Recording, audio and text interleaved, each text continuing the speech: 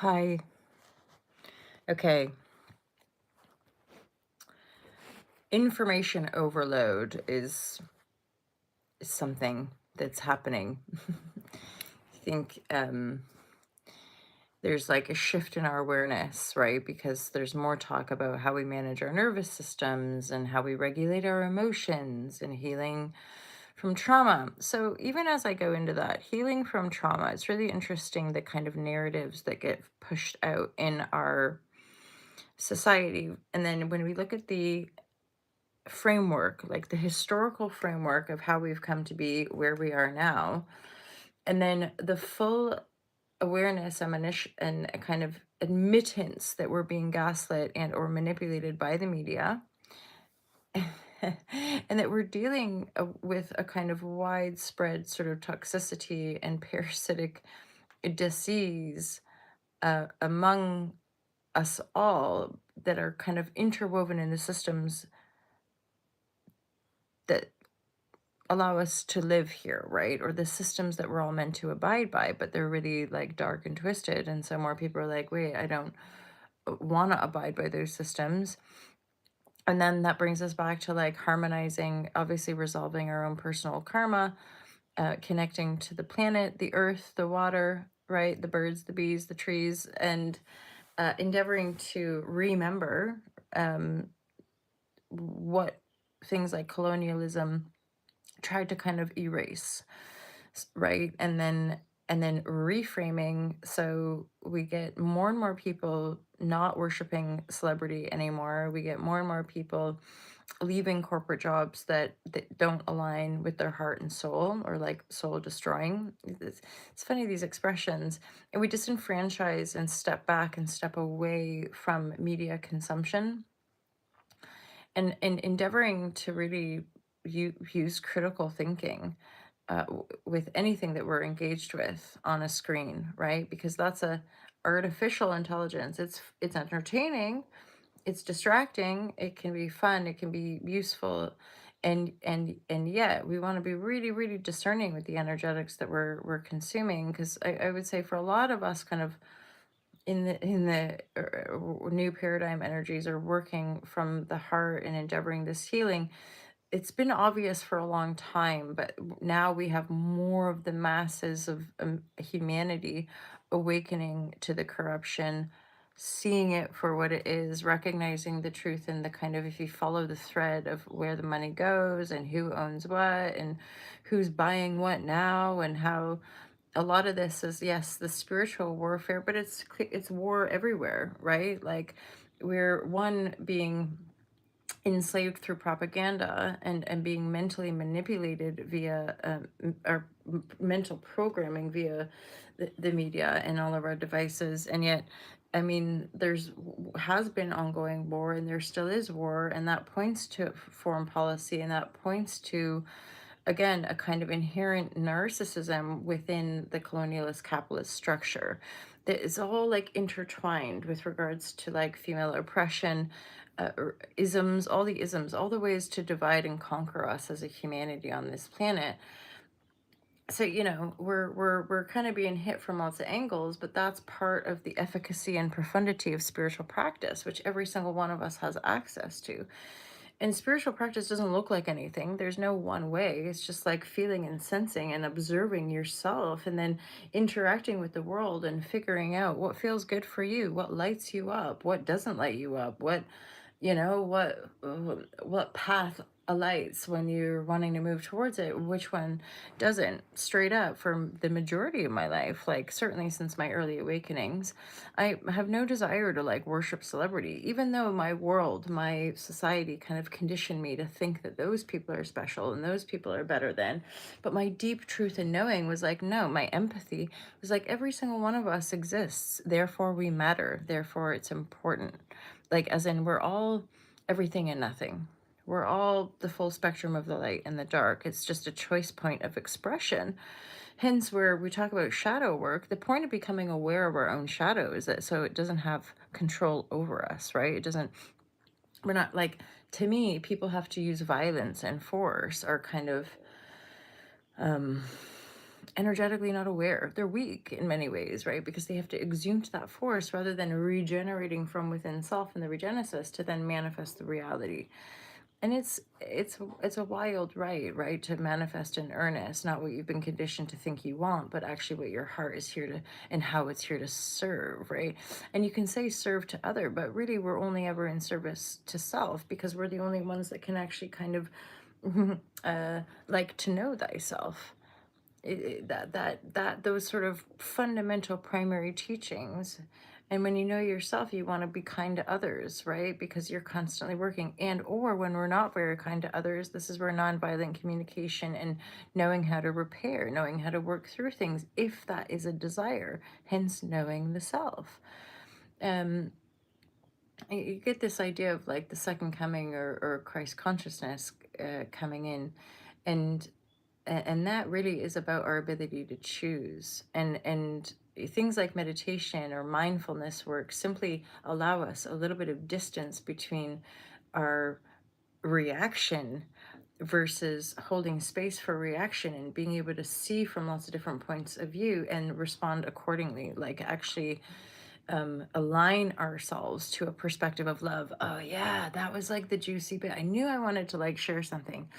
Just this, and we go around, most of us have loops, right? Like neural pathways, and we're just kind of brewing around a certain thought form on a certain frequency. So it's like, and then I was brought back to when I was sitting A Course in Miracles, and how it's all perspective, hence the perspective of aligning ourselves from a perspective of love and unity versus aligning ourselves with division, supremacy, hence do no harm, right? Like when you think about the tenets of doing no harm, that's not specific to a race, a class, a gender. That's like all beings, and ideally to ourselves. And that's where I think when we're working through a lot of these things, we might have addictions, that there's a part of us that know that this isn't right, and yet we're all endeavoring to survive in a really kind of weird extraction system, enslavement system, and we're trying to grapple with it. But of course, knowing how to manage and regulate ourselves, and knowing how to be present with ourselves, is the best way that we can actually take responsibility for ourselves, and thus learn and be open to learn. And I've learned actually a heck of a lot in the last just couple weeks, by doing a course called Neurodivergent Rising. And pattern recognition, and being porous, being a sensitive being who can feel and sense, right? And yet, for a lot of us who might have been parentified or kind of taken on too much responsibility as younger people, this is a real shift point, karmically speaking, where it's like, oh, really, really, really, truly, truly embodying the essence of like, know thyself, to thine own self be true, and also not fueling and feeding and enabling narcissistic abuse and or patriarchal conditions, because the patriarchal conditions are really widespread, like just everywhere. Once you see them, you can see them, and you see the way people enable, you see the way people want to align themselves with people of power, but it's all fakery, it's all kind of bravado, and these sort of like social etiquettes of niceness, when actually the underbelly, the underscore, none of it is nice. When we're living on stolen land, or we're operating from an egoic identity that just wants to maintain that power, because in truth, if this life's been easier, and it's all been like good for you, why would you want to change? Why would you want to relinquish some of that power? Of course there's going to be resistance, like in all movements, right? There's something in theoretical or political science where they talk about the backlash. So whenever there's a movement of expansion and growth, there's going to be a fucking, pardon my French, a kickback, people saying no. Like, you're not gonna, hence where you have female empowerment, and then you see places in the United States taking away women's rights, right? Claiming that they should own and dominate a woman's body. So you have a backlash. And actually, when you see the rise of fascism, when you see the rise of authoritarian dictatorships all around the world, you can also recognize this as like the monster backlash. That actually what's going on behind the veil, or like what we can't see, is that more and more human beings are awakening to their divinity and their true power and sovereignty.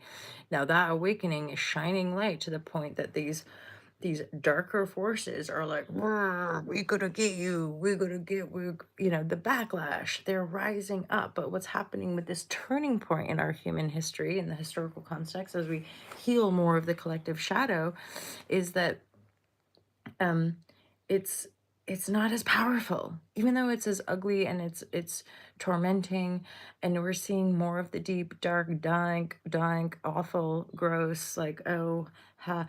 And yet that's the underbelly, right? That's that darkness and ritualistic what have you has been the underbelly of the projected glamour, class, colonialism, you know, buy stuff, be material, be special, be important. Like, why? Who? As in, at what cost? Innocent children, young female victims. So now we see it, we can own that next part of the shadow to then be directed forward. And it's in truth, not through manipulation, right? Thoughts on lottery? I don't necessarily have thoughts on lottery. This is a mug from my friend Scott. He lives in the United States. Wait up, Kurt Mill. See, Kurt Mill can bring me into that idea of the circular economy, which also aligns more with matriarchy. Although, as somebody who studied women's studies as well, or yes, women's studies, it's like there's something about being nuanced with the language that we use. Like, these are systemic structures of domination and control that we can call the patriarchy because it leans towards male domination and female oppression. So the idea of matriarchy isn't about women becoming the dominant and taking over the world and oppressing men. The idea of a matriarchy is more about circular economy, because more dominantly, I think, because women have been oppressed over the generations, that we can see what happens when we oppress, when we dominate, when we control. We can see the low level patterns, the inefficacy, that actually these low level patterns, we're going to be much more effective as we spiritually evolve. We can be more relaxed, more healthy, more chill out, and actually get more done and embrace positive progressive aspects of our technology versus the underbelly of corruption, manipulation, and control. We have to choose our freedom. You feel me? Yes, exactly, exactly. It's I don't know, it's just a weird one as far as like it makes when you see, you see. When you see, you see. It's circular. We're in cycles. We go round and round. We're waveform. We go up and down. We're not going in a straight line. We're not robots. We're not machines. And yet our progression has brought about these machines that we can use to make life a little bit more comfortable and easy here. And but also that's something too, like the physical body. And a big part of my kind of awakening navigation was like trying to do full-time work or trying to like shift work or like being robotic, and like literally my physical body was just like, oh god, I feel like I'm dying. I feel like my soul is being right. So it's like we have to be able to navigate a completely quite radical way of actually living in these bodies in a way that's harmonious, so that we can accurately discern like what is this technology for and how can we make use of it in our higher vision of, okay, we create more resources for everybody instead of using technology to steal our energy and to steal our mind and then sell it back to us. Like, we're now in this not just extraction, but it's like a deeply parasitic, like, system. It's like this, just the cyborg that's like attached to Earth, like taking all the energy, manipulating our minds to be like, give me more of your energy. We're like, oh god, oh god, right? Scott that's a lot.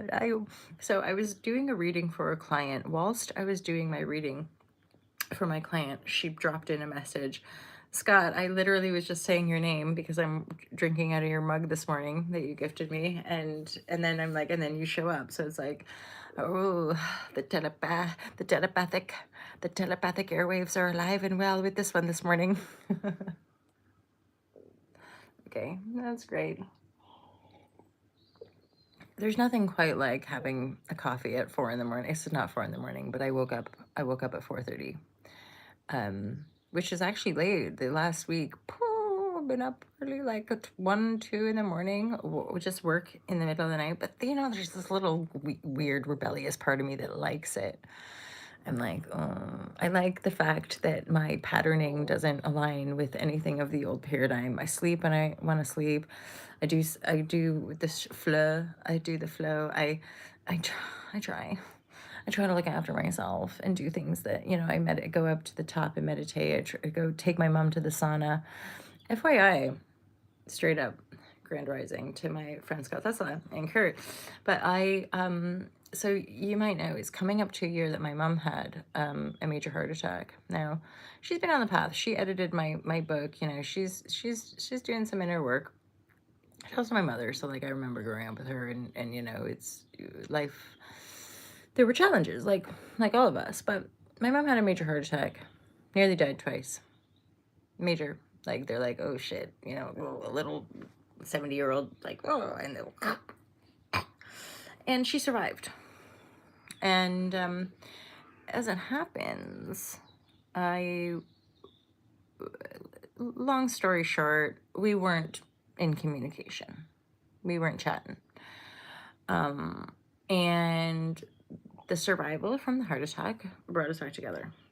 And after about 3 months, she had an MRI. 3 months, 6 months, I don't know. At some point, she had like checkup. And they're like, yeah, your heart's still pretty low functioning. You're gonna have to like be, really look after yourself and all this kind of stuff. Back in December, she had an MRI. And then possibly in the new year, she got the results from the MRI, and she has improved her heart function to come back to almost normal, which I take the credit for because I jest. But true. Taking her to the sauna. My mom, we had pools growing up before the divorce, and my dad had a pool, but with his new wife. But my mom had like body stuff, right? Like a lot of us growing up, like we have these like weird dysmorphic, and again, more of it becomes clear with the beauty standard of our sick world. So, let's rebel, women. Although I like my beauty ritual in the morning, but there's a part of me that really wants to break out of these dysmorphic, weird things and thinking that we all have to like look a certain way to be accepted, and it's so fucked. And yet we're all like, I feel it. I feel the burden of that. Where was I going with this? I feel like I was talking about pools. So my mom never like really liked wearing swimsuits. And like, I think once or twice I remember her wearing a swimsuit, even though we had a pool. And like my sister and I would play in a pool all the time, but my dad would make me play with you. Um, so, um, so it is actually this joyful, so basically have healed loads of familial system stuff. And after almost 20 years of being estranged from my sister, healing the relationship with my sister, loving my dad and having a better relationship with my dad and even my stepmom, and then like just being able to shapeshift and have a way better relationship, a healthier relationship with my mother. And then to find out that her heart function has improved from having something like 31% heart function to nearly normal at like 49 or 50%. And I've been taking her to the sauna, and I encouraged her to like just try to have a little dip in the pool. And it's so fucking cool to like almost have this innocent and like compassionate and like blessed that I get to have a relationship with my mom at this stage of life, and it's a healthy one, and I'm proud of her and I'm proud of us because I don't have like a huge social circle. So it's really nice to make plans with her and take her to the sauna and have a little swim and see her little face in the pool. So miracles can happen. You know what I mean? What's up, Mammy? Oh, hi. I know, isn't it weird? Like, this is our life that we broadcast on the internet and meet people from all different parts of the world and be like, what up? I thought of the word just now, flow plus coherence. It's a flowherence. We like We like words that merge to make it easier.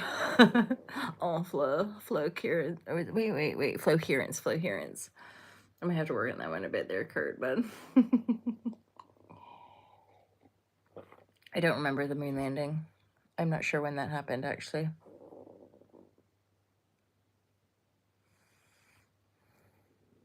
Don't we all just need some good loving? I mean, come on. That is one thing. Okay, people talk about like ChatGPT, AI. I'm not into it because like it's too destructive on the environment. But plus, I like to use my own mind for my own creative imagination and like employ an actual human being to help me through stuff versus. But anyway, I did try. I tried a bit of ChatGPT. It wasn't my laboratory. It kind of wigs me out, but inspired by yours truly. Ooh, ooh. I just wear my PJs, don't I? Like, you just wake up.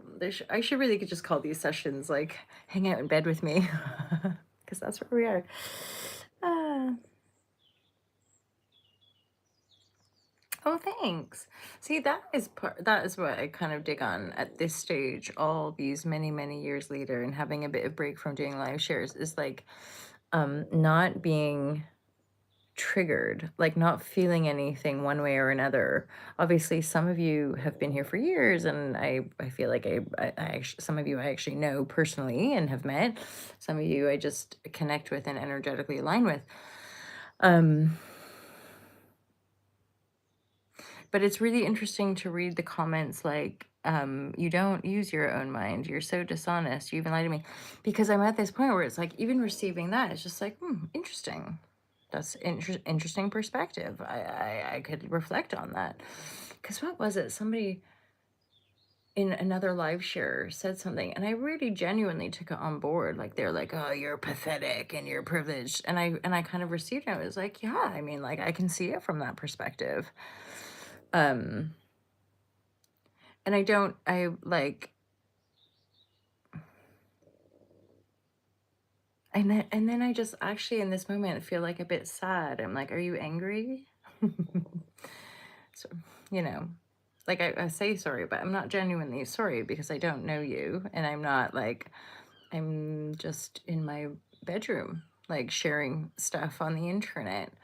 And maybe it is really contrived. That's totally up for your discernment. You know what I mean? You are completely fake, but the thing is, you don't even realize it. Well, I do, and thank you. You can reflect. You can reflect that back to me because I'm always evolving. Like there was a time 5 years ago I would have thought like I was the realist, but when I look back at that person, I'm like, Shazam! She just didn't realize, and I'm sure I could look back to this one and go, "Thank you, Scott. Thank you." I think I might need a couple more moderators. But see, you guys know this. Like, there was a time where that would have triggered the holla shazam out of me, and I probably would have cried. And not knowing what to do. And yet, like I can receive the negativity. It's okay. I have transformed my own deep dark shadow. So all of the darkness of the world just permeates me. It just And I don't know anymore because they say like the road to hell is paved with good intentions. There's even a part of me that's like, you know what? I don't want to be of service. I don't want to be important. I don't want to teach anybody. I don't want to like think I know anything. I just want to be like living a peaceful, decent life and pray. Fingers crossed. Hope for the best that we humans can actually like awaken to something more. Some people have nothing better to do. I know, dude. I know. Wait, and or also like I'm sometimes grateful to just be able to reflect, be able to think critically, be able to abstract, be able like these things. And then sometimes I recognize like there's people that maybe can't or don't know how. Like that's part of that deep empathy of like, come on, people, care. Like you're important, you matter, you belong here. If you're, at the same time when we're running these little channels, I think if people are being incredibly disrespectful and literally kind of throwing daggers at you, then we can just scooch them along and be like, may peace be with you. And also with you. Thank you. Hold on, my battery's gonna die. I need to plug her in. Like, that's my pillows. Oh, that it needs to actually be on though, MJ. Come on. Yeah, so I did a sauna sesh with my mom. My mom's heart function has improved massively, like back to normal. There's backlash. Exactly. I'm just genuinely quite pleased with myself that after all these years, like it's like a visceral.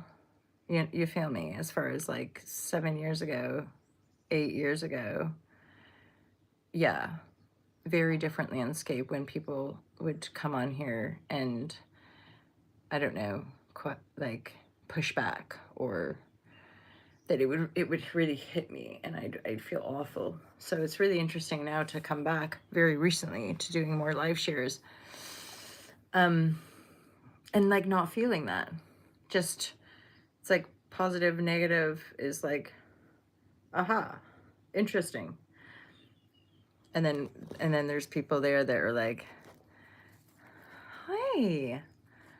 I don't know, because I don't think tarot card is necessarily accepted in Christian community. I sat A Course in Miracles, which uses Christian language, and I grew up as a Catholic. And I align with many of the teachings of Christ. I feel like there's too much like separation in all these world religions when it comes right down to the heart of being a human, where you're just endeavoring to feel the love and to know that we're all connected to that love and to know that we can share that.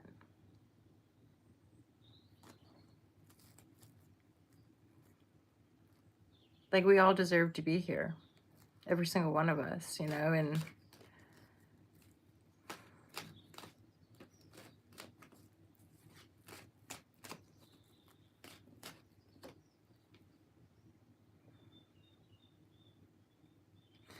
I'm just getting like this really, like I'm seeing waves and flashes of some of the stuff going on in the media right now.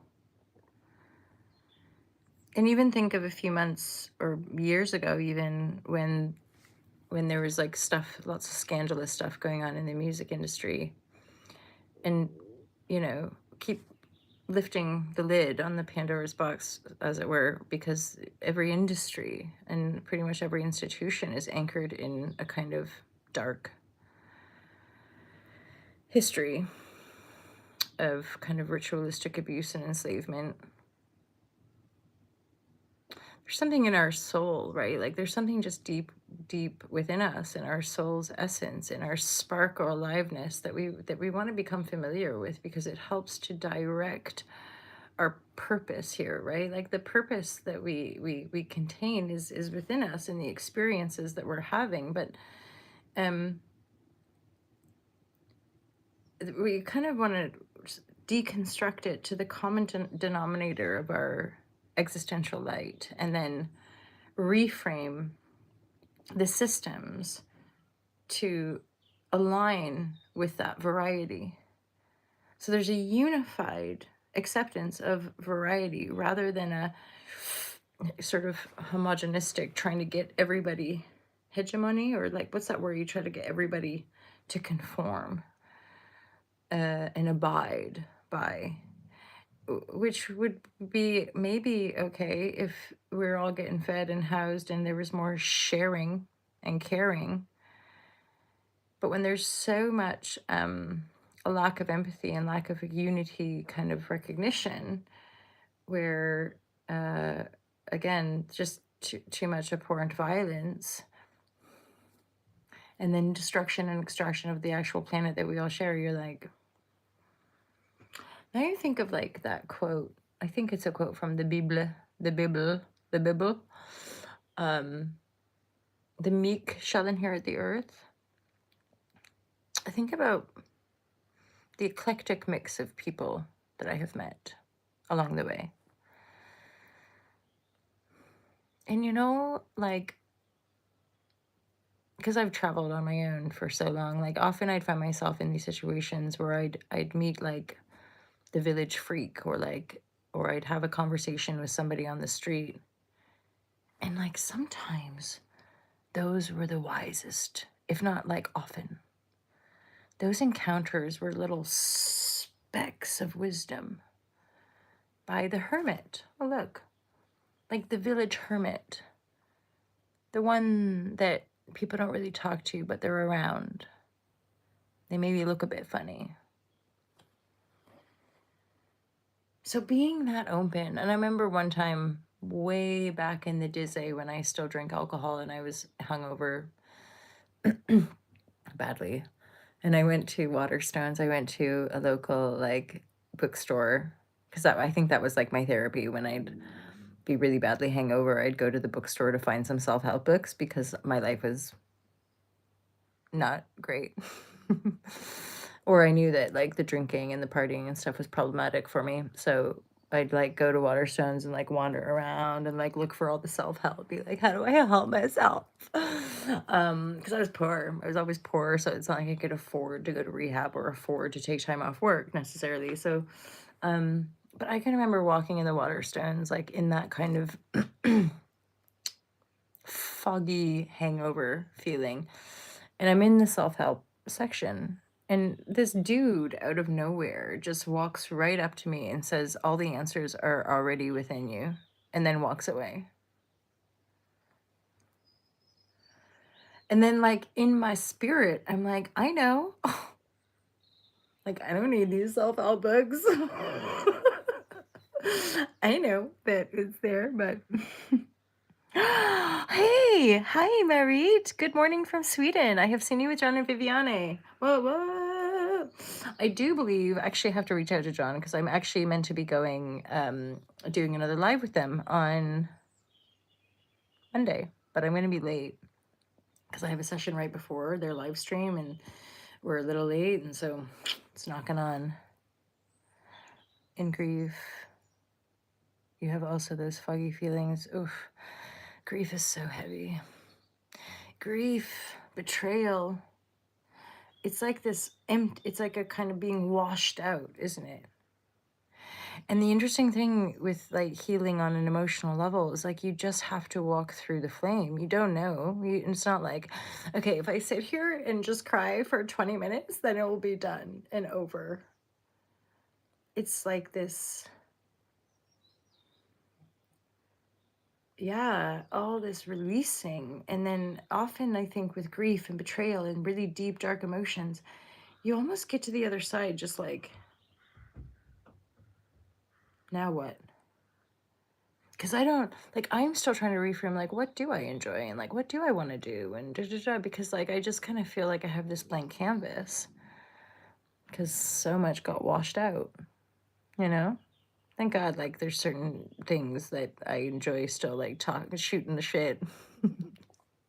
Having a gab on the internet at 7 in the morning with my internet besties. Thank you for me finding you now. Yay! Hala, hala, hala, hala, hala. One thing I must say to Marit, and I would dare say Angels Unaware Angels Unaware bookstore incident. I'm curious. So, and then Marie, I just want to say, like, I gotta say thank you for being here. But also thank you to John and Viviane. Because the couple times I've done, I did an interview with John as well, but then I've done possibly 2 or 3, maybe just 2, but I've done a couple meetings. Every time I share the space with John and Viviane in this case, it's like I'm so humbled by how beautiful their community is, like how every person in that chat is so kind, like John, and Viviane. I've met John, so and he's been around on my internet community since 2017. That's almost 10 years.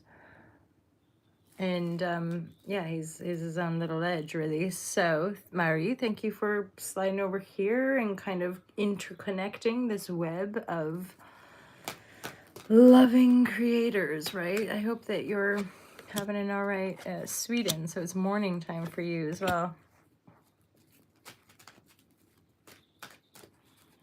self-help bookstore incident. Everything you need to know is within you. Oh, okay, I get it. So it's like, as in angels, the angels that come into our lives, right? That you're, that support us, that love us. You're one of those people. I often liken you, because you have Libra signature, I liken you to one of my longest standing clients, Reem, who's also just an angel in my reality. Okay, let's just finish these cards. Also, thank you for liking. Thank you for engaging here. I really appreciate every single one of one of you.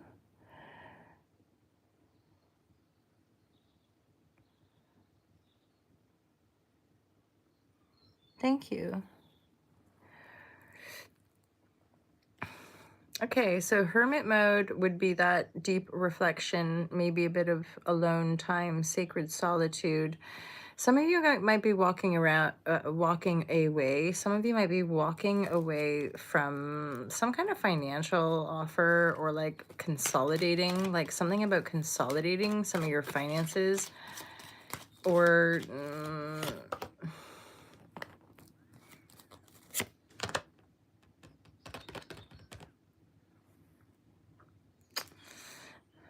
so walking away from some kind of emotional, rather financial resource, like working with other people to build something or create something.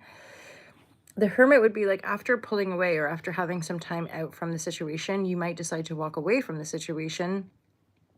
But then there's very clearly like a bit of conflict around what direction to move forward in.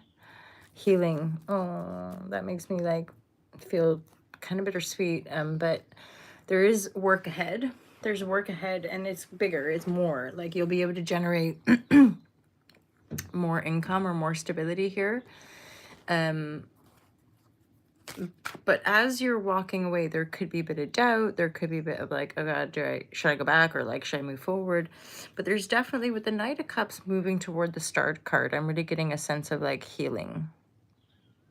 I wonder, like, I kind of think, is this just where we're at now? They're like all the karma's getting lashed out and everybody is just having to turn within and heal, like resolve the emotions, be present.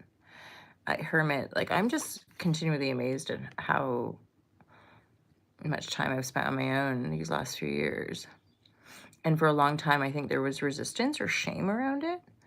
And then coming out the other side being like, what?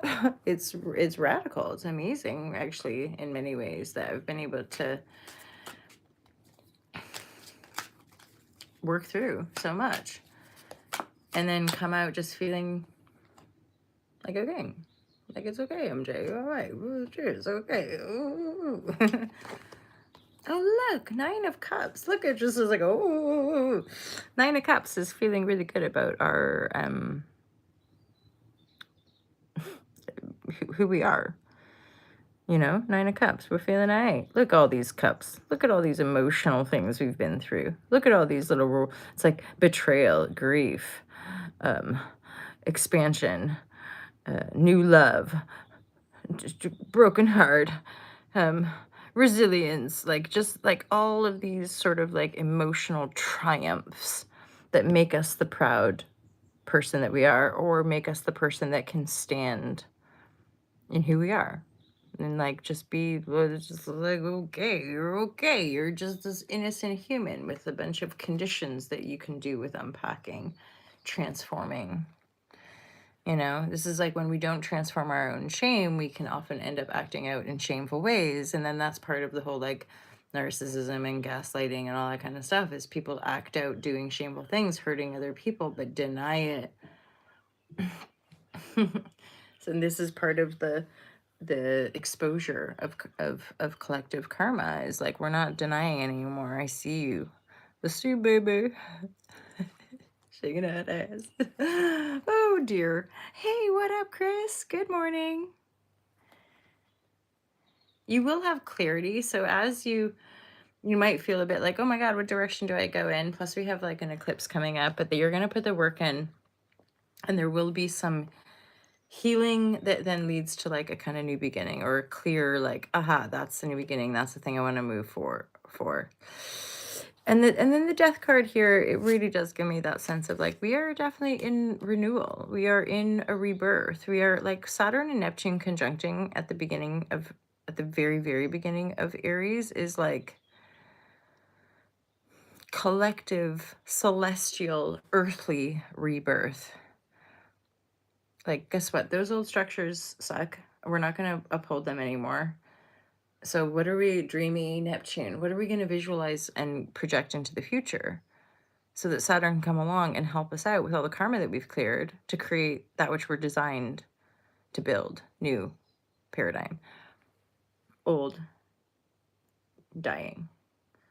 And yet there's still people grappling onto the old that we're just going to do our best to hold space for, you know? Come over here, you guys. Start loving yourself, even your darkness. Oh, look, I'm getting totally distracted. Is action not good?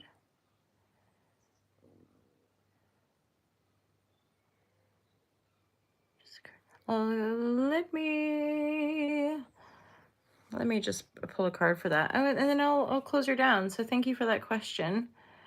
I try to act. So I get out.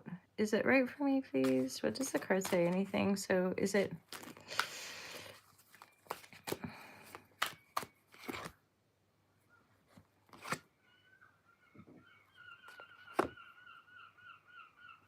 Yeah, this is some kind of, so there's a bit of discernment, okay? It's saying like, this is a big spiritual upgrade.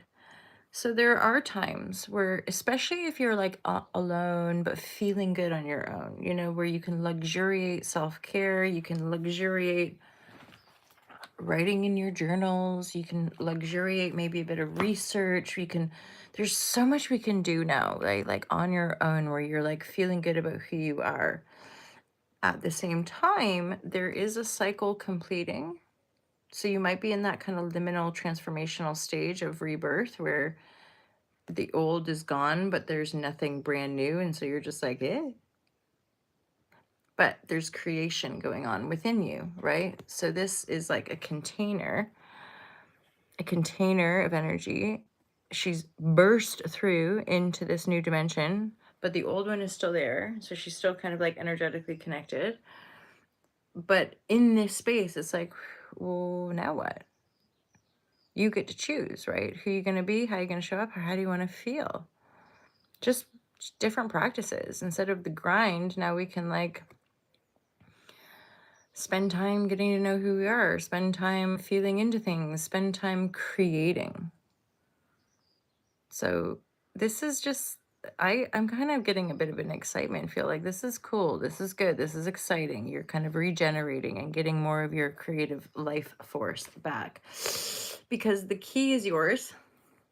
But then when you start, like you said, I am trying to get out, and it's like, that's good. When you're feeling like I want to get out, I want to get out, and I want to look, I want to explore my horizons, I want to see what opportunities could be out there. You'll find the key. You'll find the key, because the Hierophant is here. This is a major, sort of like a spiritual upgrade.